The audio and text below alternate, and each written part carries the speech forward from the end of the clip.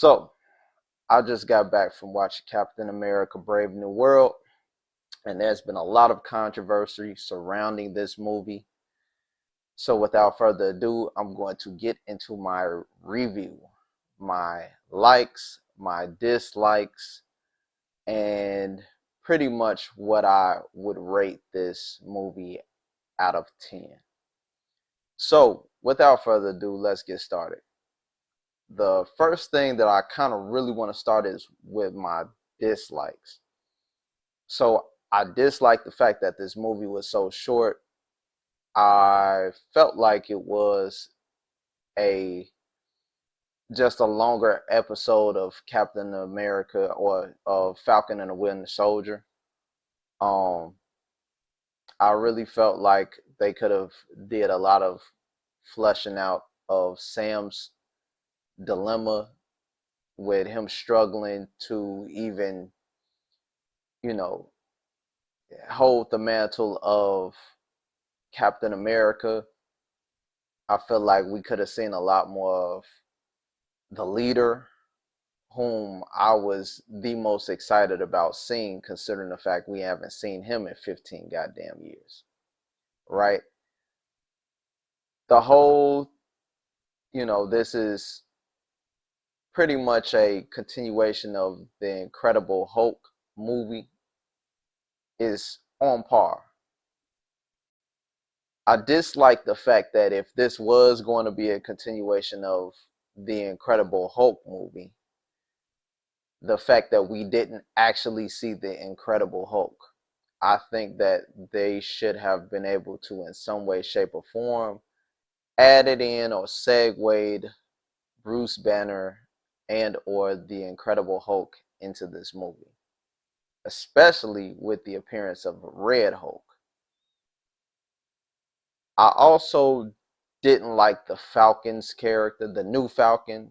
I thought that he was kind of like he wasn't really a highlight for me throughout the movie. And they could have honestly also kept the Black Widow character. I don't even remember her name, right? But with all that out the way, let's get to what I did like about the movie. I did like that this movie really showed how Sam Wilson is Captain America and how well he's been able to handle being Captain America, even though he's had a lot of doubts about taking up the mantle. You see him struggling throughout the entire movie with, is he good enough, or is can he live up to the hype of Captain America? And I will, for one, tell you, Sam Wilson, without a doubt, is the new Captain America. And that's facts. Do I believe he still has some work to do to, live up to the Steve era of Captain America, or live up to the legacy of Steve Rogers? Yeah, absolutely. I mean, Steve Rogers is forever going to be the original, the OG Captain America, but Sam Wilson did a good job in this movie. I also gotta say that I was thoroughly impressed with how Thunderbolt Ross was handled, and the fact that Harrison Ford was Thunderbolt Ross and pulled off the look without the mustache. That was cold to me. I think that Harrison Ford was an excellent choice for Thunderbolt Ross. And yeah, I really rocked with his portrayal of the character. I very much liked how the leader was portrayed, although I just am disappointed that we didn't see enough of him. I feel like there should have been more showing of his powers. But that's neither here nor there. The fight scenes is what I want to get into. The first fight scene at the White House when the president is being targeted, I think that scene was pretty cool. It was short, but it was cool. Again, like I said, this entire movie seemed just too short. Like we could have had an extra 35, 40 minutes of it. I think that would have, for me personally, just in my personal opinion, made the movie better. But nonetheless, I think that with Isaiah Bradley attacking Thunderbolt Ross in the White House, I think that scene was decent. I think that the flight scene in the middle of the movie when Captain America and Falcon were stopping Japan from attacking the U.S. and U.S. attacking Japan over the end of Adamantium. And mind you, spoiler alert, right? This is a spoiler review. So if you don't want any more spoilers beyond what I just told you, click off now, right? So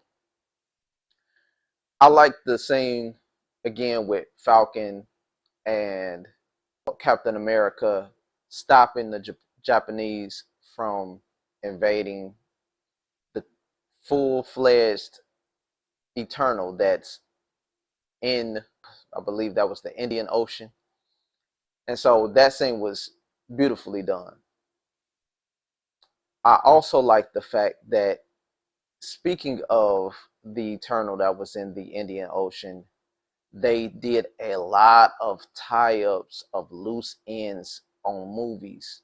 The tie-up with the leader, the tie-up with Thunderbolt Ross becoming Red Hulk, the tie-up of the Eternal in the Indian Ocean. They did a lot of capping off stories, right? So I appreciated that. I think that the last full fight with Falcon, or Captain America rather, and Red Hulk was executed excellently.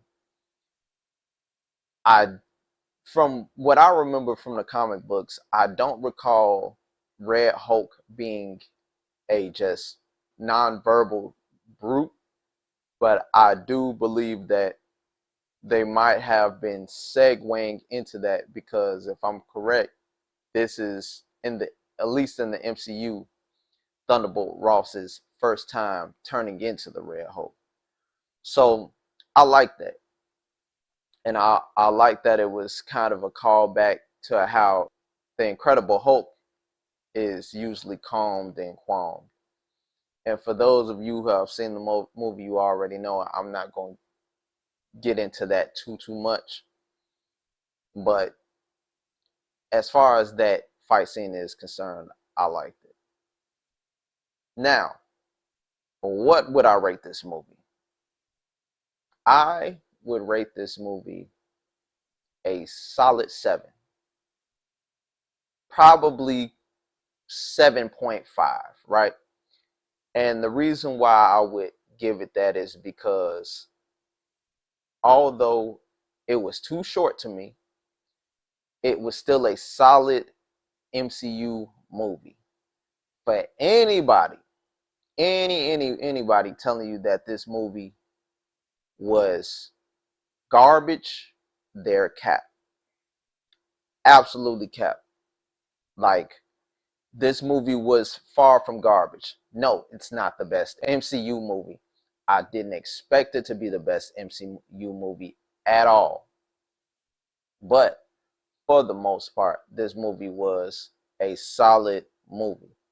A lot of people who said that the movie was a continuation of The Incredible Hulk's 2008 and The Incredible Hulk. Yes. Yes, it is majority a continuation of that. But it still feels somewhat like a Captain America movie as well.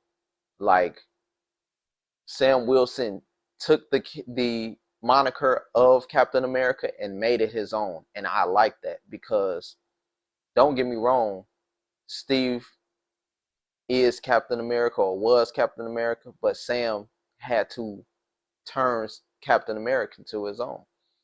And I mean, we ain't got to get too political, but you know, with him being African American, black, whatever you want to, you know, refer to him as, he's just as American as Steve.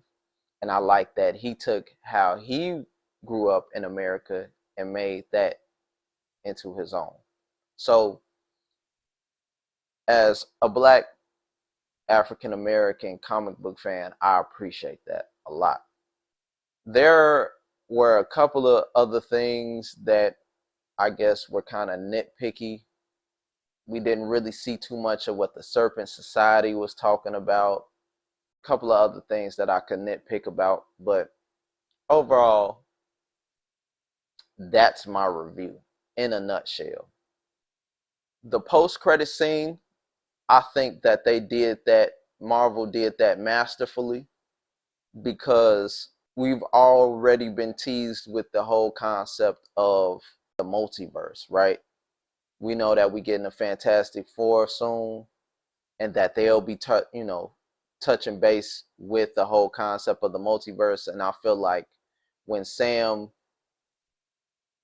was meeting with the leader talking about how he can see every different probability or possibility for our Earth 616, is that he can also see how it ties in to the multiverse, and how the probability of Earth 616 ending soon is a real possibility. And I think they did that well. And the reason why I think that that was done so well is because it left us on a cliffhanger of Sam having to rebuild the Avengers and his Earth, and then combating with other Earths, Avengers and X-Men and so on and so forth. And the question remains is, will Earth 616 come out on top of this situation, or will Earth 616 perish in this fight between universes in the grand multiverse? An honorable mention about something that I like is that there was poetry at the end of Captain America Brave New World, where we finally got to see Thunderbolt Ross actually take accountability for his actions for once in his life. I was like, wait a minute. Thunderbolt Ross is taking accountability? They got this man locked up in the raft, and I think that it was poetic to see him being locked up in the same exact place he had Sam, which was amazing, especially after the fact that he was going to let Isaiah Bradley go down a second time for this assassination attempt on his life. So I thought that that was a beautiful tie-in. And then also him being visited by Betty at the end of the day, I thought that that was amazing, because Betty finally sees that her father, after so long, finally is somebody who's willing to take accountability of his own actions and change. The special effects, there were a few hits and misses. I want to say overall, it was okay. Like, it was regular MCU effects for me. It really didn't, there wasn't anything that really was like super, super bad or super, super, oh my God, that looks so realistic. It's like regular MCU effects.